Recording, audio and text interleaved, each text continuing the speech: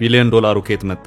አነጋጋሪው የአዜብ መስፍን ቢሊዮነርነት። ወይዘሮ አዜብን የቢሊዮነሮች ክበብ ውስጥ የከተታቸው ማን ነው? በርካቶችም የተቀባበሉት መረጃ ሆኖ ታይቷል። የመረጃው ምንጭ ተደርጎ ሲጠቀስ የነበረውም አፍሪካን ኢንፎርማንት የተባለ ድረገጽ ነው። አፍሪካን ኢንፎርማንት በ2025 የኢትዮጵያ ሥራ ፈጣሪዎች ሀብት ደረጃን አወጣበት በተባለው ዝርዝር ውስጥም ወይዘሮ አዜብ በ4 ቢሊዮን ዶላር የተጣራ ሀብት በኢትዮጵያ ደረጃ ከሼክ መሐመድ ሁሴን አላሙዲ ቀጥሎ በሁለተኛ ደረጃ ተቀምጠዋል የሚልም ሆኖ ታይቷል። ባለፈው ሳምንት የቀድሞ ጠቅላይ ሚኒስትር አቶ መለስ ዜናዊ ባለቤት ወይዘሮ አዜብ መስፍን ከአላሙዲ ቀጥሎ ከፍተኛ ሀብት በማካበት በሁለተኛ ደረጃ ላይ ተቀመጡ የሚሉ መረጃዎች ሲወጡ ታይተዋል። ከጡረታ ገንዘብ ያለፈ ገንዘብ የለኝም፣ ለባለቤት የምርምር ስራዎች የመጽሐፍት ህትመት እገዛ ያስፈልገኛል ሲሉ የነበሩት አዜብ በየት አቅጣጫ ቢሊዮነር ሆኖ የሚለው ጉዳይ በሰፊው አወያይቷል። ቢሊዮነርነት ያውም በዶላር ደረጃ የሚገለጽ ሀብት ከየት መጣ የሚለው ጉዳይ ብዙ ሲያነጋግርም ታይቷል። ለመሆኑ የቢሊዮነሮች ክበብ ውስጥ ሊያስገባቸው የሚችለውን ሀብት ወይዘሮ አዜብ ከየት አገኙ የሚለው ወሳኙ ጥያቄ ነው። አዜብ ኡጋንዳ ማን አስገባቸው? ከጡረታ ደሞዝ ያለፈ የፋይናንስ አቅም የለኝም ሲሉ የነበሩት ወይዘሮ አዜብ በምን አይነት የፋይናንስ አቅም በመንገዳገድ ላይ ያለን ኩባንያ በመግዛት ቀጥ አድርገው ለማስኬድ ወሰኑ? በዚህ ዘርፍ ስለመሰማራት ምን አነሳሳቸው የሚሉት ጥያቄዎች ብዙም ግልጽ የሆነ ምላሽ የላቸውም። ወይዘሮ አዜብ እስካሁን ባለው ሁኔታ ይፋ የሆነ ኢንቨስትመንታቸው ይሄው የኡጋንዳው ሶሪት የፍራፍሬ ጭማቂ ማቀነባበሪያ ነው። ይህም ቢሆን እሳቸውን ወደ ቢሊዮነርነቱ ማማ አስፈንጥሮ ማስወጣት ይቅርና ገና ከመንገዳገድ ያልወጣ ድርጅት ነው። የግል ድርሻው ተፈቅዶ ወይዘሮ አዜብ እዚሁ ኩባንያ ውስጥ እንዲገቡ ሲደረግም ብዙ አጨቃጫቂ ጉዳዮች እንደነበሩት መረጃዎች ያመለክታሉ። ከዚህ ጭቅጭቅ ባለፈም ኩባንያው ምርቱን ወደ ውጭ ልኮ ዶላር ማግኘት የቻለበት ሁኔታም የለም። ምርቶቹም ቢያንስ ለመካከለኛው ምስራቅ ሀገራት ለመላክ በተወሰነ ጥረት ላይ እንደሚገኝ መረጃዎች ያመለክታሉ። ወይዘሮ አዜብ በዚህ ኩባንያ ውስጥ የትርፍ ተካፋይ ሊሆኑ የሚችሉበት ደረጃ ላይ ደርሰዋል ለማለትም ያስቸግራል። እናም እንደሚባለው ለቢሊዮነርነታቸው ምክንያት ይሄኛው ኩባንያ የሚጠቀስ ከሆነ ብዙም የሚያስኬድ አይመስልም። ከዚህ ውጪም ወይዘሮ አዜብ በሩዋንዳ በሪል ስቴት ኢንቨስትመንት ተሰማርተዋል የሚባልም ነገር አለ። እዚህ አካባቢም ቢሆን በደንብ የተብራሩና ተጨባጭነት ያላቸው መረጃዎች የሚያስፈልጉ ሆነው ይታያሉ። ወይዘሮ አዜብ በሌሎች ሀገራትም ሌሎች ያልተሰሙና ያልተነገሩላቸው ኢንቨስትመንቶች ሊኖሯቸው ይችላል። ከእሳቸው ሀብት ጋር በተያያዘ ጥያቄዎች እንዲነሱ ያደረጉት የተለያዩ ምክንያቶች ናቸው። አንደኛው የመሪ ሚስት ስለነበሩ ምናልባትም በምዝበራ ከኢትዮጵያ በወጣ ገንዘብ ኢንቨስትመንት ሊያንቀሳቅሱ ይችላሉ በሚል ጥርጣሬና ሐሜት ሆኖም ይታያል። አሁን መንግስት ተለውጧል። የአቶ መለስ ዘመን አክትሞ ጠቅላይ ሚኒስትር አብይ አህመድ በስልጣን ላይ ናቸው። አዲሱ መንግስት ከምዝበራ ጋር በተያያዘ ወይዘሮ አዜብ መስፍን እንፈልጋቸዋለሁ ሲልም አልተሰማም። ወይዘሮ አዜብ በእርግጥም ቢሊዮነር ሊባሉ የሚችሉት የዓለማችንን ቢሊዮነሮች ከሚዘረዝሩት እንደ ፎርብስ ባሉ መጋዚኖች ውስጥ ስማቸው ተካቶ ከታየ ነው። ወይዘሮ አዜብን ቢሊዮነር ሆነዋል ላለ የተባለው አፍሪካን ኢንፎርማንት አላሙዲንን ኢትዮጵያዊ ባለ ሀብት አድርጓቸው ታይቷል። ወይዘሮ አዜብ መስፍን በሀብት ደረጃ በግልጽ የሚያንቀሳቅሱት ተብሎ የሚነገረው በኡጋንዳ ያለው ሶሪት የጁስ መጠጦች ማቀነባበሪያ ፋብሪካ ነው። አዜብ የዚህ ኩባንያ ባለሙሉ ድርሻ ወይም ባለቤትም ሆኖ አይታዩም። ኩባንያው በኡጋንዳ አሉ ከሚባሉት አግሮ ኢንዱስትሪዎች መካከል አንዱ ነው። ከበርካታ አርሶ አደሮች የብርቱካን ምርቶችን በመቀበል ጨምቆና አዘጋጅቶ ለገበያ ያቀርባል። በምህጻረ ቃሉ ዩዲሲ ወይም ዩጋንዳ ዴቨሎፕመንት ኮርፖሬሽን በሚባለው መንግስታዊ ድርጅትና በኡጋንዳ አርሶ አደሮች የቢዝነስ ሽርክና ባለቤትነት የሚተዳደር ኩባንያ ነው። ይህ የአግሮ ፕሮሰሲንግ ኩባንያ በአስተዳደር ችግርና ከሙስና ጋር በተያያዘ ብዙም ወደፊት መግፋት አልቻለም። ሲነሳ የነበረው ዕቅድ ከብርቱካን ባለፈ ሌሎች ጭማቂዎችን በጥራትና በብዛት ማምረት ከዚያም ዓለም አቀፍ የጥራት ደረጃዎችን በማሟላት ጭምር ወደ ውጭ ምርቱን መላክ የሚል ነበር። ነገር ግን አልሆነም። ምርቱን ወደ ውጭ መላክ ይቅርና ኩባንያው ራሱ እንደ አንድ የቢዝነስ ተቋም መቀጠል የሚችልበት ሂደትም ጭምር ጥያቄ ውስጥ ገባ። ይህም በመሆኑ ኩባንያውን ቢያንስ ከውድቀት ለማዳን ምን እናርግ በሚልም ምክር ተጀመረ። በዚህ ምክር ውስጥ የተገኘ የመጨረሻ አማራጭ የገንዘብ አቅም ያላቸውን ባለሀብቶች በሽርክና ማስገባት የሚል ነበር። ወይዘሮ አዜብ በኡጋንዳ ሶሪት የፍራፍሬ ጁስ ማቀነባበሪያ ፋብሪካ ውስጥ ድርሻ እንዲኖራቸው ብቅ ያሉትም በዚህ ወቅት ነበር። መረጃው ላይ ጥርጣሬ የሚያሳድር ፍንጭም እዚህ ጋር ይታያል። አላሙዲ ትውልደ ኢትዮጵያዊ የሆኑ ነገር ግን በዜግነት ሳውዲ አረቢያ የሆኑ ሀብታቸውና የሀብት ምንጫቸውን በሳውዲ የተመዘገበ ነው። ፎርብስ ሼክ መሐመድ ሁሴን አላሙዲንም በቢሊዮነርነት ምድብ ውስጥ ሲያወጣ ሳውዲ አረቢያ አድርጎ ነው።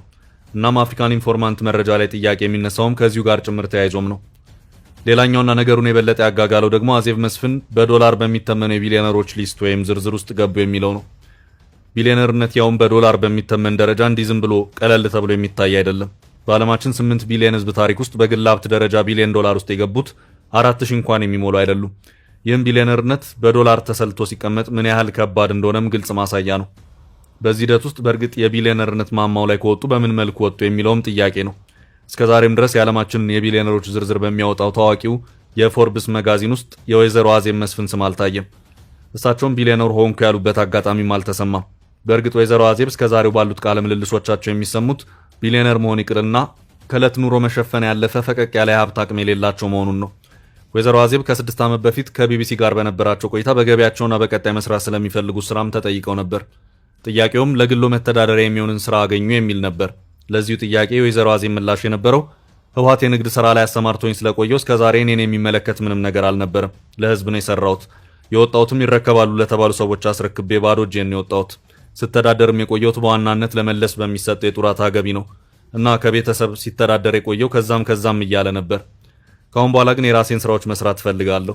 በንግድ ዘርፍ ለመግባት እያሰብኩ ነው።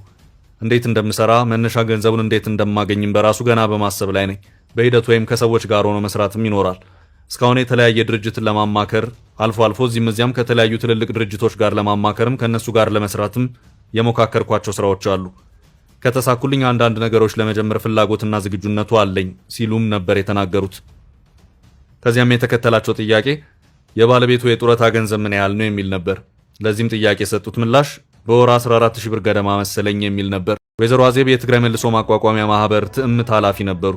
ድርጅቱ ከመነሻው አሁን እስካለበት ደረጃ ድረስ ከምዝበራ ጋር በተያያዘ በብዙ መልኩ ስሙ ሲነሳም ይታያል። በውስጡ ካለው ውዝግብ ባሻገርም በመንግስት በኩልም የተለያዩ እገዳዎች ተጥሎበት የነበረ መሆኑ የሚታወስ ነው። ከሰሞኑም ድርጅቱ የባንክ ሂሳብ እንቅስቃሴ እገዳ ተጥሎበታል በሚል በትግራይ በኩል የሚሰሙ አቤቱታዎች አሉ። ወይዘሮ አዜብ ይህንኑ በውስጡ በርካታ ድርጅቶችን ካቀፉ አምብሬላ ድርጅት ውስጥ ሆነው በኃላፊነት ሲሰሩ ከህወሓት መስራች ከአቶ ስብሃት ነጋና ከሌሎች የህወሓት አመራሮች ጋርም ከባድ ውዝግብ ውስጥ ገብተው እንደነበር ይነገራል። ከኃላፊነታቸውም ሲለቁ እንደዚሁ በሰላምና በመግባባት መንፈስ አልነበረም። ብዙ ቅሬታዎችም ነበሩበት። ከወይዘሮ አዜብ የፈርት አስተዳዳሪነት ጋር በተያያዘ የተነሳ ውዝግብ የተያያዘው ከምዝበራ ጋር ነው፣ ከማስተዳደር ብቃት ማነስ ጋር ነው ወይስ በነበረው የፖለቲካ ግብግብ በሌሎች ተገፍተው ነው የሚሉት ጉዳዮች ግልጽ አይደሉም። ወይዘሮ አዜብ ግን በቢሊዮነርነት ሊስት ውስጥ የሚያስገባቸው ሀብት ይቅርና ለኑሮ በሚበቃቸው የገቢ አቅም ላይ እንዳልሆኑ እየደጋገሙ ሲናገሩ ተደምጠዋል። ወይዘሮ አዜብ ፖለቲከኛ ነበሩ። ከባለቤታቸው አቶ መለስ ዜናዊ ጋርም ትዳር መስርተው የመጀመሪያ ልጃቸውን የወለዱት እሳቸውም በትጥቅ ትግል ላይ ያሉ ነው። ሆኖም አሁን ባለው ሁኔታ ከፓርቲ ፖለቲካ ወጥተው ወደ ቢዝነሱ ዓለም እየገቡ ለመሆኑ የኡጋንዳ ኢንቨስትመንታቸው ማሳያ ነው። የህወሓት ጉዳይ በቃኝ ማለታቸውን በዚሁ የቀደመው የቢቢሲ ቃለ ምልልሳቸው የሚያስታወቁበት ሁኔታ ታይቷል። በዚሁ ማብራሪያቸውም ራሴን የምወቅስበት ስራ ሳልሰራና ጥሩ ስራ ሰርቼ ከፓርቲ መውጣቴን እኮራበታለሁ፣ ሰው የፈለገውን ቢል ሲሉም ተናግረዋል። ወይዘሮ አዜብ በቀድሞ ጠቅላይ ሚኒስትር አቶ ኃይለማርያም የስልጣን ዘመን በአብዛኛው ኑሯቸውን በኢትዮጵያ አድርገው ነበር። ከዚያም ለውጡን ተከትሎ ጠቅላይ ሚኒስትር አብይ አህመድ እንደመጡም በሀገር ውስጥም በውጭም ሀገራት ወጣ ገባ ላይ ነበሩ። አሁን ግን ብዙም የኢትዮጵያ ምልልስ አይታይባቸውም። በአንድ ወቅት መነጋገሪያ የነበሩት አቶ ኃይለማርያም ከተሾሙ በኋላ የ4 ኪሎ ቤተ መንግስትን አልለቅም ከማለታቸው ጋር በተያያዘ ነበር። በወቅቱም አቶ ኃይለማርያም ከቤተ መንግስት ውጪ ሳር ቤት ባለ ሌላ ቤት ለተወሰነ ጊዜ መቀመጥ ግድ ብሏቸውም የነበረበት ሁኔታ እንደነበር የሚታወስ ነው። በጊዜውም ቢቢሲ ለወይዘሮ አዜብ ካነሳቸው ጥያቄዎች መካከልም አንደኛው ባለቤትዎን የቀድሞ ጠቅላይ ሚኒስትር መለስን በሞት ካጡ በኋላ ቤተ መንግስት የሄዱበት አጋጣሚ ነበር የሚለው ይገኝበታል። የወይዘሮ አዜብ ምላሽ የነበረው ብዙ ጊዜ አልሄድም፣ የፓርቲው ስራ አስፈጻሚ በነበርኩበት ጊዜ 1-2 ቀን የጠቅላይ ሚኒስትር ጽህፈት ቤት ሄጃለሁ። የሄድኩትም ስብሰባው እዚያው ግቢ ውስጥ ስለነበር ነው። ከዚያ ውጭ ግን አልሄድኩም፣ መሄድም አልፈልግም። የቀጠለው ጥያቄ ቤተ መንግስቱ ከልጆቹ ከቤተሰቡ ጋር ለረጅም ዓመታት የኖሩበት ነውና አይናፍቆትም የሚል ነበር። የወይዘሮ አዜብ ምላሽ የነበረው በዚያ ሳልፍ እንኳን ምንም አይነት ስሜት አይሰማኝም፣ ምክንያቱም ከቤተ መንግስት የወጣሁት መለስን ቀብሬ ነው እና ደግሞ ቤተ መንግስትን እንደ ታጋዮች ሆነን የሥራ ድርሻ ተሰጥቶን የኖርንበት። ከቤተ መንግስት እንወጣ መለስን ቀብሬ እወጣለሁ ብዬ አላሰብኩም ነበር። ሁለታችን አብረን የምንወጣበትና እንደ ማንኛውም ኢትዮጵያዊ ነፃ ሆነን ተንቀሳቅሰን የምንኖርበትን ጊዜ እመኝ ነበር። እኔ ብንቀሳቀስም መለስ ግን የመንቀሳቀስ እድል አላገኘም። እዚያው እንደታሰረ እዚያው ቀብሬው መውጣቴ ይሰማኛል። ከቤተ መንግስት ይልቅ ስላሴ ቤተ ክርስቲያን ስገባ በጣም ይሰማኛል እና ቤተ መንግስትን ሳይ መለስን ቀብሬ የተመለስኩበትን ሰዓት ብቻ ነው የማስታውሰው። አስክሬኑን ይዤ የወጣሁበትን ደቂቃዎች ብቻ ነው የማስታውሰው። ሌላው በሙሉ ለምን እንደሆነ አይገባኝም፣ ትዝ አይለኝም ሲሉ ነበር ምላሻቸውን የሰጡት። ወይዘሮ አዜብ የባለቤታቸውን የምርምር ስራዎች ያሏቸውን ተጠርዘው ወደ 30 መጻሕፍት የሚወጣቸውን ሰነዶች በመጽሐፍ መልክ ለማሳተም ደፋ ቀና ስል ነበርም ብለው ነበር። ሁሉም ነገር አለቀ ከተባለ በኋላ አየር ላይ ቀርቷል። የጽሑፍ ስራዎቹ የአቶ መለስ ኮሚኒስታዊ አስተምህሮቶች በመሆናቸው ለህትመት ቢበቁ እንኳን ብዙም ፈላጊ ይኖራቸዋል ተብሎ አይታሰብም። ለዛም ይመስላል ከብዙ ልፋት በኋላ ነገሮች አየር ላይ እንዲቀሩ የተደረጉት። አዜብ ይታተማሉ ከተባሉት የአቶ መለስ ጥራዝ ጋር በተያያዘ በዚያው የቢቢሲ ቃለ ምልልሳቸው ሲናገሩም ባለፈው ዓመት አሳውቀን ነበር። ወደ 8 መጽሐፍት ራሱ የደረሳቸው የራሱ መሆናቸው በራሱ የእጅ ጽሑፍ የተረጋገጡ፣ ባለፈው ደግሞ በመንግስትና በፓርቲ ስም ሲወጡ የነበሩ ጽድት ብለው ዝግጅታቸው የተጠናቀቁ ወደ 8 መጽሐፍት አሉ። በአጠቃላይ ግን ወደ 30 ምናምን ይደርሳሉ። እነሱንም ባለፈው ከነበረው ሁኔታ ጋር ከማተሙ ይልቅ ይዞ መቆየቱ ይሻላል ብለን አንዳንዶቹን ይዘናቸው ነበር። የበጀት እጥረት አጋጥሞንም ነበር። የነበረንና ያገኘነውን በሙሉ በቅድሚያ ለህዝብ መናፈሻው ኢንቨስት ስላደረግነው ነው። ስለ ዴሞክራሲ የጻፈው በቅርቡ ይታተማል። ስለ ግብርና የጻፈውና ሌሎችም ጠቅለል ተደርገው በቅርቡ ይታተማሉ። በቮሊዩም ወይም በክፍል ስለጀመርነውና የሃርድ ከቨሩ ሽፋኑ ነገር አስቸጋሪ ስለሆነ የተወሰነው ውጭ ይታተማል። በብዙ ደግሞ እዚህ ታትሞ ለአንባቢያን በቅርብ እንዲገኝ እናደርገዋለን።